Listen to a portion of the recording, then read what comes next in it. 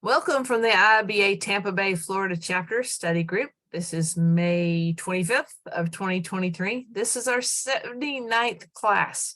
Today, we're going to review the two techniques, risk analysis and management, and sequence diagrams. Our chapter, based out of Tampa Bay, is an international chapter. Our mission is to bridge the gap between industry leaders and business analysts by building partnerships with professionals, educators, and employers so that we may empower, instruct, and engage the BA community. We have a variety of ways to reach us. Right now, you're watching the recording or live, the BABOK study group. It is Thursday between 7 and 8 Eastern. We have most of our past meeting recordings here at this address, and we'll drop those into the chat.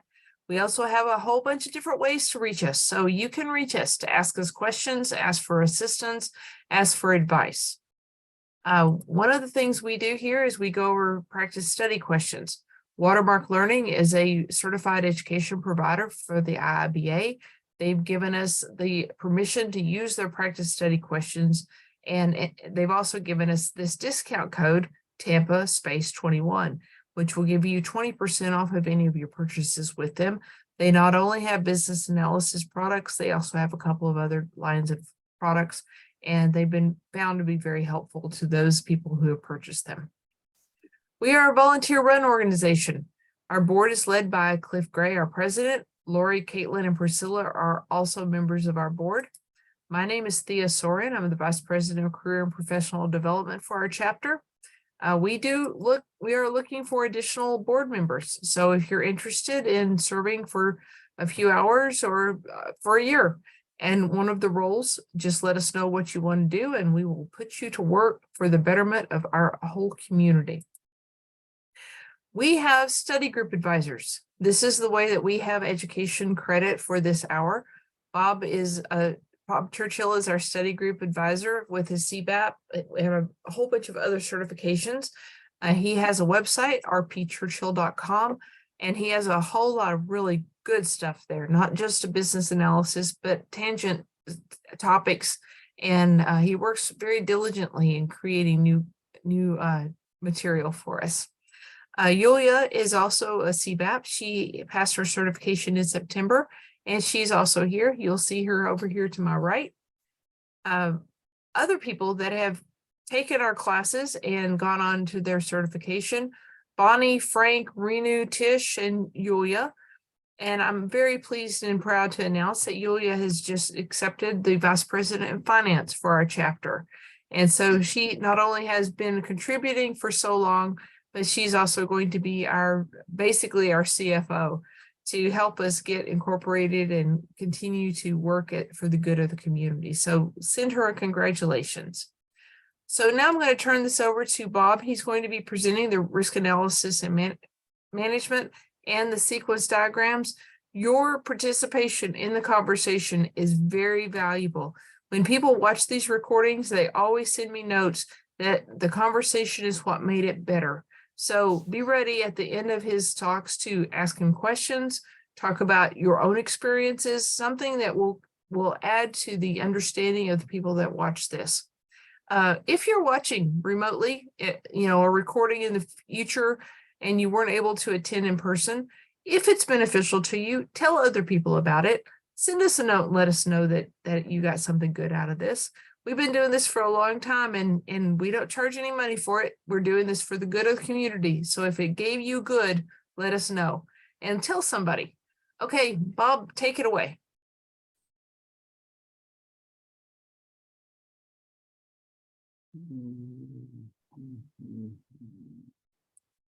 There we go. All right, can you see that? We can. Fantastic. So, risk is about trying to deal with things that may or may not happen. There are a lot of situations where things will happen. And even things that statistically happen, like if you fly an airplane for any length of time, stuff's gonna break. And the entire process of running an airplane is based on having a spare parts, doing repairs. It's understood how you're going to do it. There's an actuarial analysis of things that are going to happen, how often they're going to happen, and so on. But other risks may happen and may not happen. So that's what we're talking about today. So for those of you, and by the way, let me say this, along the lines of what Thea said, if you're watching these recordings after the fact, because I speak so slowly, if you haven't already figured this out, go ahead and speed up the recordings. I sound a little bit better, and you'll be able to plow through the information faster. So don't be bashful. Do what works for you. So picking up, if I can remember what where I was, I talked to you about my framework for doing business analysis, which basically tells the same story as what's in the BABOK. So I talk about all these different steps. So figure out the problem, figure out how we're gonna simplify it, how we're going to replace data we don't actually have in functions, how we're gonna do risks and impacts, what's going on now, dealing with data, requirements, what is needed, which is the abstract to be state. The design is more of a detailed to be state. The implementation is building it, then we do test and acceptance. So all that makes sense. The BABOK runs you through exactly the same story. It just organizes it differently. And all that is wrapped in a project management wrapper. So when I talk about these steps here, I simplify it and then I represent it like this to talk about how people are communicating within phases and between phases. And if you notice, there are some things I dropped out, and that's not because they're not important. Those things are critically important. It's just that they actually take place kind of all through the project. And this is the big line here that gets dropped. I mean, data kind of does, it's in here, but it's not in here. But really what you're thinking about is all these items here, assumptions, capabilities, and risks and impacts. You're thinking about that all the way through. And I will say that all the different practices, project management, Six Sigma, Lean Six Sigma, system dynamics, and business analysis, they all talk about risk in the same way. There is an accepting kind of classical way to think about it. And so that's what I'm going to be sharing with you. So the first thing we need to do with risks is identify them. Some will be known, some won't be known. You always want to know more.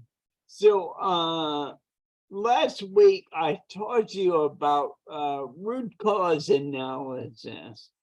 And one of the techniques I talked about is how to do that proactively, kind of. And usually when you talk about root cause analysis, you do it reactively. You try to figure out what happened after something went wrong. But you can also, when you're designing a system and analyzing it in preparation for building it, figure out ahead of time all these things that could go wrong and figure out how to prevent them from going wrong and figure out the best way to recover from them when they go wrong. So failure modes analysis and exploration or something like that is one method that's used. So also look to your organization's policies, lessons learned, experienced people, research things that happen in your area and industry and so on, and also talk to your insurers. They may have many insights. So there are a lot of ways to identify risks, leverage all of them. So they can come in many forms. Some things only happen once, some happen over and over again, and some things might not happen. Events and consequences may map one-to-one, so one event will have one consequence. One-to-many, which one event may have many consequences, and many-to-one, meaning many different events might give rise to the same consequence. So be aware of all that.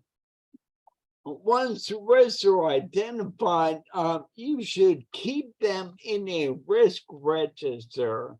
So the BABOK, which I always encourage you to read, shows a table with the following elements in it. And obviously one is the event or condition that you have to prepare for, what that means and what effects it'll have on you and your organization in your engagement. And here's where it gets interesting and where there is a very common and powerful piece of analysis that is traditionally done within risk planning and management and whatever. The one is the probability that something will happen. And then there's the impact that's of what happens when the occurrence arises. And if you multiply those together, essentially, you get a risk level of some kind. Now, you can say the risk is high, medium, or low. And you can do it that way, or you can say, well, there's a 20% chance this will happen in this or that time period. And you can have an impact of high, medium, or low, or say, you know, it'll cost $50,000 if this happened. So you can model like 20% times 50,000 and say, you know, if we build 10,000 into this project, then there's we'll break even if we do that across all our projects. And you can do that in terms of any of the project inputs or outputs, cost, time, materials, people, scope and quality, reputation, legal outcomes, and etc. So remember that probability times impact equals risk, kind of. And then there's the plan for how you modify or deal with the event when it occurs, and also who is in charge of managing the risk, or who takes point on different aspects of it. And then there are some things about residual. There's another point. I'm not super clear on that. I researched it a little bit. So I would encourage you to go see if you can find out more. The BABOK doesn't say much about it, and I've never really seen much about it either. So just showing you that it's there. So, and what you do is manage all the risks you can identify in this table. It's just an organized way of documenting everything you should be aware of, and you should revisit and update this. You might keep one for each project. The project management group certainly tells you to do that, and your organization should keep up an ongoing list of things that they find out. So next, there are 5 different ways to manage risk, and one is to avoid it. Change your plans or do things that even if the thing happens, you will not be affected. So just don't do it or work around it in some way. But, you know, some things you're going to do are going to incur risk. Life is a risky endeavor. That's just the way it is. If you're going to do anything meaningful, there's always a chance something could go wrong. So you cannot always avoid risk, and you shouldn't always try. Another thing you can do is transfer risk. And largely this means insurance, but there are other ways to do it. Like if you can team with another party or organization, if a project is too big for one group, maybe a couple of groups will work together. This happens in movies, it happens in industry. Studios and manufacturers and consultants all get together.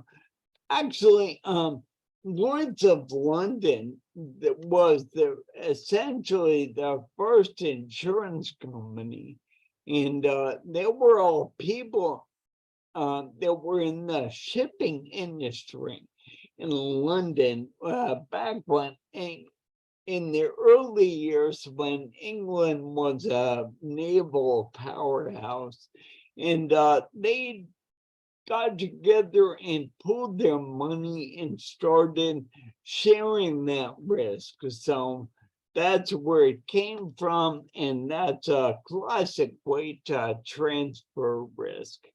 Another thing you can do is mitigate the risk, reduce the chances that the situation will happen, or figure out ways to limit the effects if it does happen.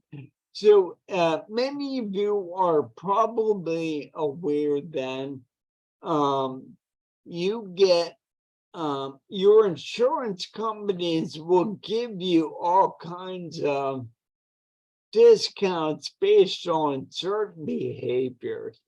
For example, if you have a fire extinguisher in your house, you'll get a discount. If you have multiple policies with your insurer, you'll get a discount because, well, different things could happen in different areas you're insured against. They're not likely to all happen to you as a single party. So that's why they do that. There are a lot of things that go on. I know that insurers for industrial concerns have a lot of expertise about ways to make things safer in working situations. So they will do plant tours and whatever and figure things out. The word dangerous in industry is like factories and manufacturing steel and mining, things like that. And I've been at steel mills where people have died. It's not fun because it's an inherently dangerous business. Things happen, you try to head them off. You can accept the risk is the next thing you do. So you just say, all right, if it happens, and I'll deal with it. And also bear in mind that not all risks are negative. So if there's an opportunity, you may want to increase your exposure to that opportunity and really go for it in hopes of a bigger payoff. So that is all about risk. Like I said, you should review it at times. And one thing I say here, the bottom line is to prepare for the expected and expect the unexpected. And when I wrote that, I was reminded of this just totally fantastic scene from the television series Kung Fu in the 70s. So let me share that with you right now. There's a deep life lesson in this, and not totally related to this particular issue, but it's so cool, I just want to share it.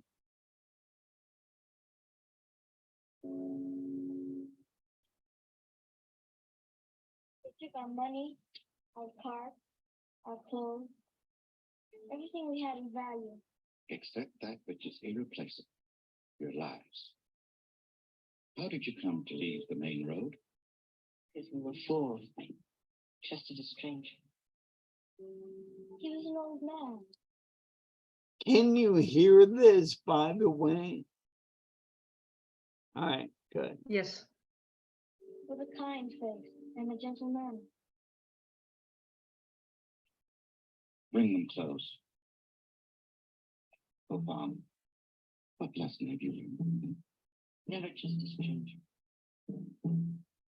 Quite Chang, what lesson have you learned from this? To expect the unexpected. Oh, Bob, in the morning when you are well again, you will leave the temple. When shall I return, Master Kung? To us, never.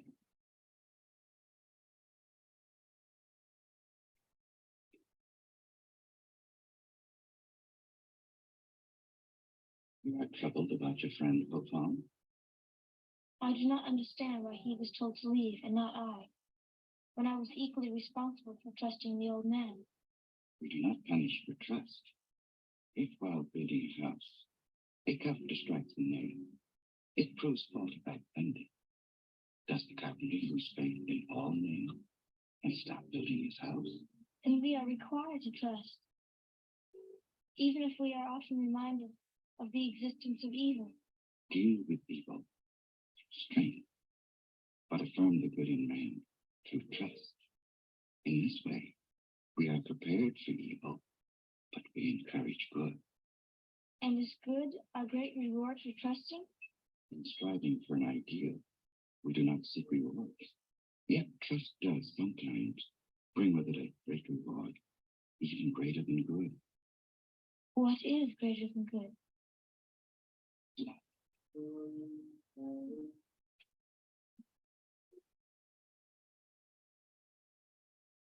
Oh, I'm overwhelmed.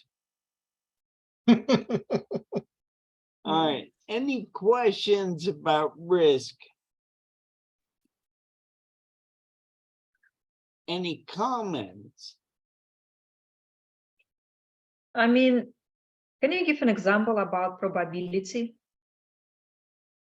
of a risk? How to calculate it? That's an interesting question. For example, we have knowledge of weather patterns. So if I build an oil refinery someplace on the Gulf Coast, I have a pretty good idea how often that is likely to experience hurricanes and how strong the hurricanes will be and what I will need to do to make the thing withstand hurricane.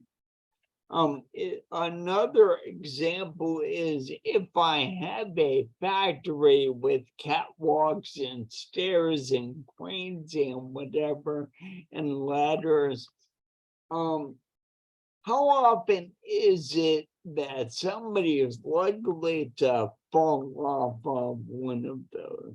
And I walked around a lot of steel and paper mills, and I always loved climbing on stuff. Climbing up smokestacks and rotten cranes. I always got on everything I could because sitting in the computer room was dull. And because insurers work with a ton of different customers, they have long-term data that show how often bad events happen. And they also know that when they do happen, X% have this outcome, X% have that outcome. So it's based on historical data. As often as possible. And sometimes they're like, that old gag about how there are known knowns and known unknowns and unknown unknowns. There are all kinds of things. And there are some things you can't prepare for because nobody thinks about it. If you've ever seen the movie about, no, I'll tell you one. It's the mini series From the Earth to the Moon about the Apollo program. And Apollo 1 was sitting on the pad. There was a fire inside the capsule, and they were just doing a test. They weren't even flying. And they could not get the hatch to the command module open, and the 3 astronauts died, right? And they did all the root cause analysis and went back to figure out what was going on. And finally, they figured out what happened. And they just, the situation was so complex, they just couldn't, nobody thought that that particular thing could go wrong. So that's one of those situations where it's painful, but you have to accept the risk in order to make progress. So does that address your question? Yes. Thank you. It's a great mini series, by the way. It was probably from the late 90s, early 2000s. Have it on DVD. Watch it every now and then. Anyone else? One thing the BABOK does not talk about is you can also use risk analysis to pick projects. So you say, okay, what's this project worth? What's the chance that I'll get this project? And how much will it cost to bid on the project or otherwise go after it? And what you can do is multiply. You're doing the classic thing. It's the risk times the impact, or the percentage chance times the impact, which is what you'll get. And you figure out a mix of different opportunities to go after. People sometimes use Monte Carlo analysis to try different combinations and permutations to see what gives the best possible outcome.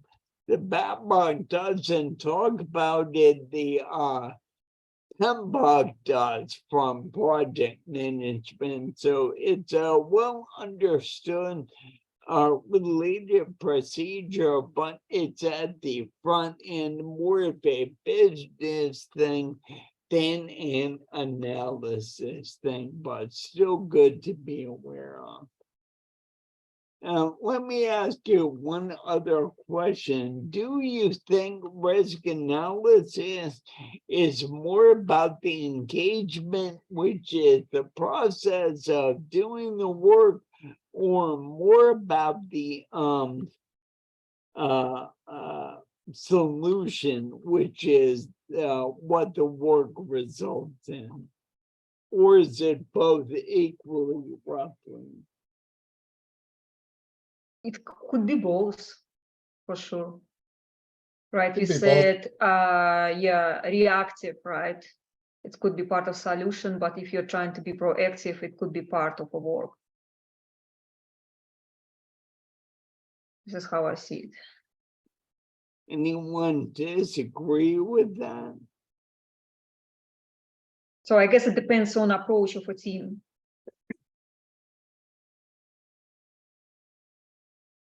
I agree. I'll have to look up and see what I said in my previous article, but I'll just we'll move on for right now. So let's talk about sequence diagrams. So there are a lot of situations where the order in which you do things is pretty well set. If you have some kind of a crazy process map, it's pretty sure or pretty clear what order things are gonna go in. But there are other more complicated interactions, like, for example, things may come in, they'll wait in queues, they'll get processed, and then they'll potentially go to different places. And then, like, entities will split off and go do other things, maybe do this or that in a certain percentage, and then unify and then head out. So there are a lot of ways to do things, and there may be other things happening. So when an entity comes in to be processed at some workstation, maybe messages get sent out and databases get queried and operations happen, and then a bunch of different work gets done right here. and entries are made, and then the entity is sent someplace else. So in those cases, you might need some way to describe what order things happen and what goes on. You don't always, well, when you need to, there's a way to show how it happens. So let me show you how complex this gets, or how different views of a system or process might not give you the information you want. So there are a lot of ways to look at a system. If you remember, I have that three-dimensional view I always show of the blocks that, depending on what angle you look at them from, they're a different letter. So that's what this is. If we look at a system one way, here's a network diagram with different kinds of servers, data, different kinds of devices communicating through Wi-Fi, hard lines, cellular, and what have you. And they're all talking to these things, and these things are all talking to each other. That's one view, but that it's a necessary view, but it doesn't tell you anything about what order things are in or what messages are being passed, right? And now let's look at this. I'm sure you're all familiar with the concept of microservices.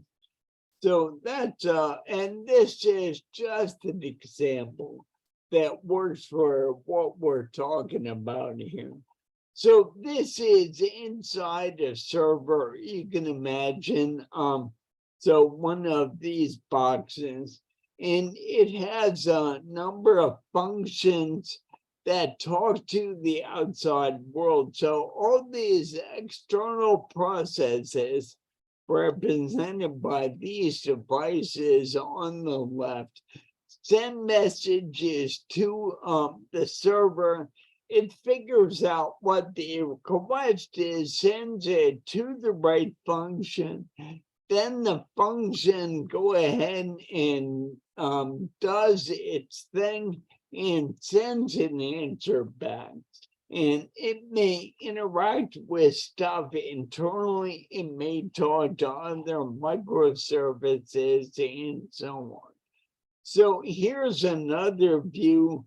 We've got desktop apps, mobile apps, web browsers, physical equipment, all talking to these different functions, and they talk to data lakes in microservices, another set. So it's really a functional block diagram that kind of represents the same thing we're seeing here, but it's more an abstract architecture diagram, right? But does that tell you anything about the order in which operation happened? And the answer shouldn't be not much. The answer is not at all.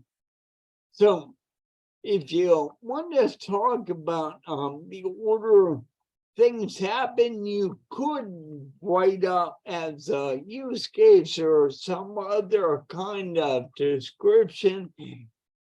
A does this and then this and this, and you can sort of list all the stuff that happens. And there are other things. There are routing diagrams that show how something might traverse something like this, right? And that gives you an idea of at least some of the order that things happen. and they also show precedents, like this has to happen before that, because something that might go through both. So, Those numbers, as example of sequence diagram above, those numbers are what, probabilities? yeah. Mm. So, yeah, but mostly we're going in time from the top to the bottom. I can do it left or right also. We haven't gotten to the sequence diagram yet. That's coming. So, Can I kind of summarize, right? So sequence diagram is showing interaction between objects in a system. But I mean, you can design sequence diagram to show the order, or you can just show interactions without order. So it's up to us. All right. right. Okay. There's a time when you want to make the order clear. I was telling Thea earlier, before we all started here, I never used a sequence diagram in my entire career. Even though I could have, I A, didn't know they existed, and B, what I needed to do was so obvious to me, I didn't need to communicate it to anyone else. But this technique exists, it's interesting, I want to share it to you. So think about this here. Here's another representation of the same thing I've shown you both here and here, right? Mm. Same thing, but now I've kind of, and it's an older drawing, so it doesn't match exactly. I put numbers on all the things. So that might show something about what order things happen in. And why this is confusing, there may be a process that calls all these functions in order, and they have all these sub interactions that follow, and then you send messages back. And also, you have to be aware that if you make a request in these situations, sometime for whatever reason, because the network goes down, because there's an error someplace, you might not get a response. So you have to have provisions for retries and timeouts and so on. And this kind of works, but it's a little clunky. It's very ad hoc. It's just as difficult to follow as anything else. So here is an actual timing diagram. Let me see if I can make it bigger. All right, there we go. And what happens is here are all these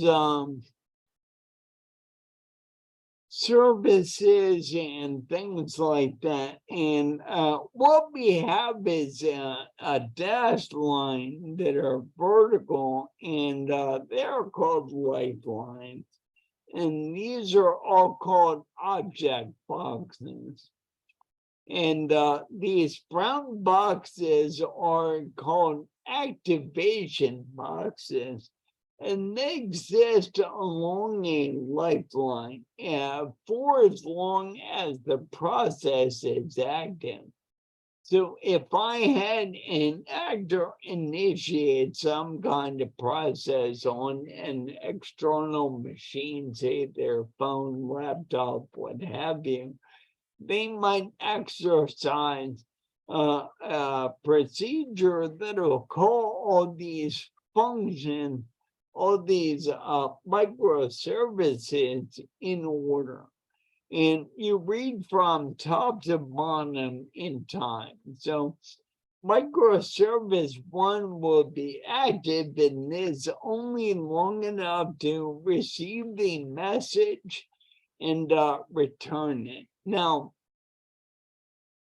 relative to this actor in this process, it's only active for this little bit. But if you look at this from the point of view of the microservice itself, it would be receiving messages, it would be usually on, it would be continually receiving messages from different places, doing something and sending a response.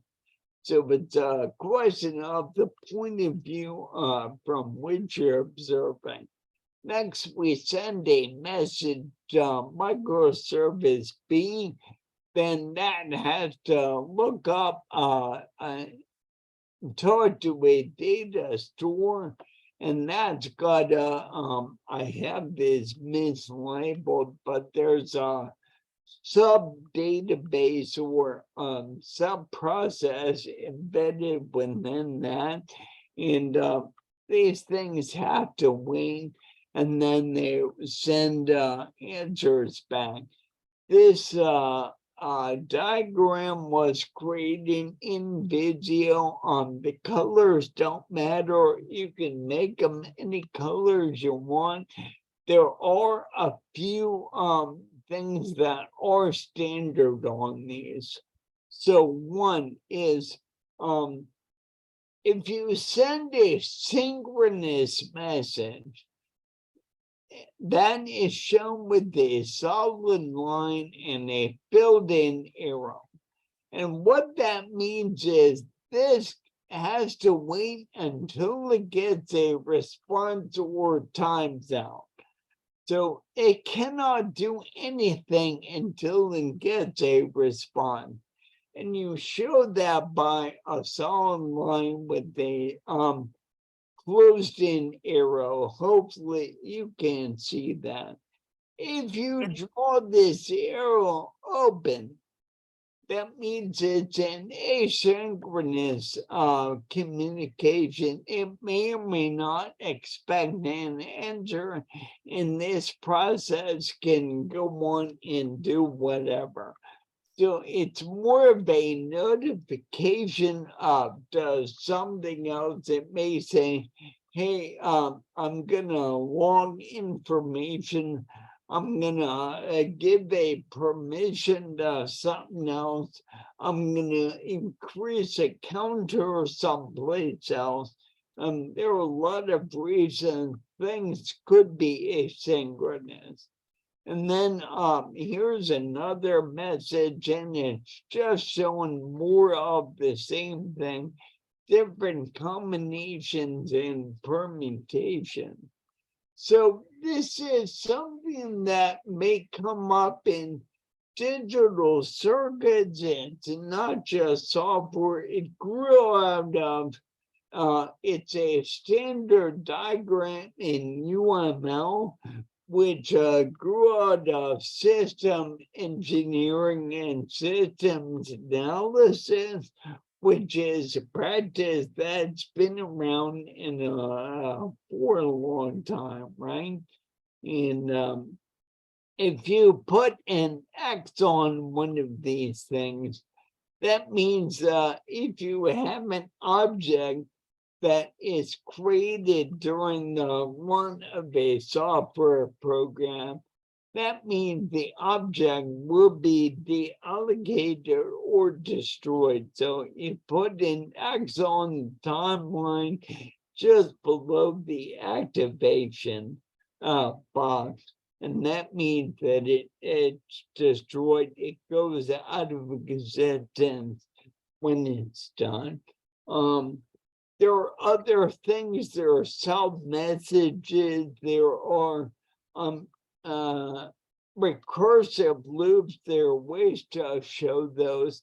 What the BABOK says about these diagrams is very simple. there's a lot more in the article. A link to a Wikipedia page and also a book where I learned these things, but there are a lot of sources. So this is an older book. I probably bought this around the year 2000, maybe 02. But, you know, the practice hasn't much changed. So that is most of what there is to say about that. Real-time computing is has a whole body of knowledge of its own, and it's interesting. So you might not encounter these a lot. Like I said, even though I worked in that field, I never did one until I saw it in a large document about probably 10 years ago. And I never edited it, looked at it, understood it. I just knew it was there. But if you need to know it, it's very handy. It's a standard, well accepted and understood tool, and it makes things clear in the sense that a picture is worth 1,000 words. Are there any questions? I saw distraction is like is a stop. When Well, it said, if you know object-oriented programming, what you do is you create things and they exist for a little while and they may represent some piece of knowledge or whatever, but when you don't need it anymore, you make it go away. Because when you create things in a computer program, they take up memory, right? And they may live in active memory. Say you're running an amusement park and you check in, there would be a record of that customer and everyone in their party. And they can figure out what they do, like if they have a magic bracelet or something. And they can check in for rides. They can let their kids have a fixed amount of money for snacks or gifts or whatever during the day. They don't have to be with them. So you create these objects during the day. And when they leave, you destroy the object. You don't need them anymore. They're not taking up resources or space in the computer. You've logged everything out to disk, so you have a history of it. Now you're done.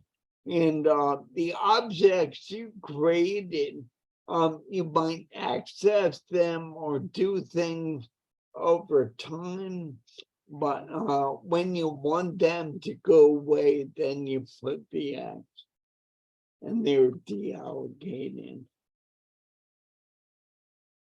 I would encourage everyone to get a general familiarity with UML. UML is something that you may see on the test, but it's also something that you can definitely use in your everyday work. Just the standard, the basics of UML. You don't have to get deep into it necessarily, but you're going to see other people use UML in documents. I actually talk about it in various presentations I give. That way. So those are a list of standard diagrams that are found in UML, and I always talk about, let me see if I can find a quick, that diagram. It's an organized way of making sure you look at things from every possible angle. So if I am going into a gas station, I can look at it from the point of view as I'm somebody in a car. I pull up, I do stuff, I go park it, I fill up gas, then I go into the store and come out and I drive away. I can also look at it from the point of view of the gas pump. You know, what's happening with me, what interactions do I have to support? I'm talking to computers, I'm talking to credit card companies, I'm talking to the cash register inside, I'm talking to the fuel tank underground. So everything you see is a point of view. And all these diagrams really talk about everything from every possible point of view. And one of those items is a sequence diagram. So it's a good thing to know. Yeah. I would like to know if you've ever used a sequence diagram or a process diagram or something similar. Well, I use process diagrams all the time like that. I have done more process diagrams than I can shake a stick at. So that is a border crossing where you have vehicles going in, going to different places and leaving if they pass inspection or being and there are multiple levels of inspection potentially, and maybe if they fail inspection, they'll be either impounded on site or sent back to where they came from. Pedestrians can come across, buses can come across, POVs can come across. So that's one kind of process diagram. And the routing diagram I showed you before comes from this kind of analysis. These are process diagrams for fluid systems, and they don't really have timing in a lot of ways because there's always fluid in every part of the system and it's just flowing. However, if you notice, there's two of everything. So sometimes one half will be running, then they'll do maintenance and service on the other half and let it rest. And so you always have a backup and a failover. That's common in high-risk situations. There are backups for everything. And you you might have a timing diagram for the operation of these. I tend not to think in terms of timing diagrams. A lot of things are kind of obvious. I have done, let me see something. Yeah. Something I did today. You know, Bob, one gets you that you keep on saying what's obvious. And I run into this all the time. What's obvious to me isn't obvious to everyone else. That's right. So you got to be really careful with your assumptions. Oh, And yeah. Well, very that's literal. why all these techniques exist. Let me see if I can find this. Bob, I actually, talked about, yeah. we are So, at time. what's that? We are at time. All right. I'll shut up in 1 second. So here's a system that passes a lot of messages, and it's something I could have done a timing diagram for. It's really that is this box in this whole control system for this big physical process. And every situation is unique. Use the techniques you need that work for you. And one final question is, do you think these are mostly devoted to the engagement or the solution? Solution. Solution, yeah. I agree. Bob, that has been fascinating. Thank you for sharing your experience with us. Good thing You're have bringing all back these- horrible memories, Robert, on some of these things. I'm sorry, dude. Think how much fun it was to write. I lived with the same internal scars on my soul. Well, okay. It's the best way to learn, though. If it doesn't hurt, it doesn't get ingrained in your brain. Yeah. Experience is what you get just after you need it in. Wisdom is what you get just after somebody else needed it. Okay, to wrap up, we will be back next week with more techniques that we haven't yet covered during this series. And hopefully we have a couple of people that have stepped up and they want to provide some of those techniques. So maybe we can get that arranged for next week, and we'll see what they are whenever we find out who's going to be here. Cliff, you wanted to talk about attendance and getting credit for the attendance for the certifications. Yes, we keep on bringing up groups that have reached out that watch the recordings. We do keep attendance, so please let us know. If you watch the recordings, one, it makes us feel better. It makes us feel good. Makes me feel better because I'm the one that posts them. But we can give you credit for them also. So please let us know. We'd love to know. Love to know that these things are doing good, like Thea says. I love that. Yeah, we are here to do good for our community. So whenever you reach out and you need to get credit, a letter of credit that says that you have received a certain number of education hours, please let us know which meetings you either attended or watched, so that we can verify that instead of having to go through all of them that we've ever done to try to look for you. That would just help us out considerably.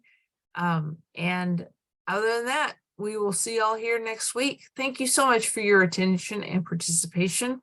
And if you're interested in presenting some of these techniques, reach out to me via LinkedIn. My last name is spelled Soehren.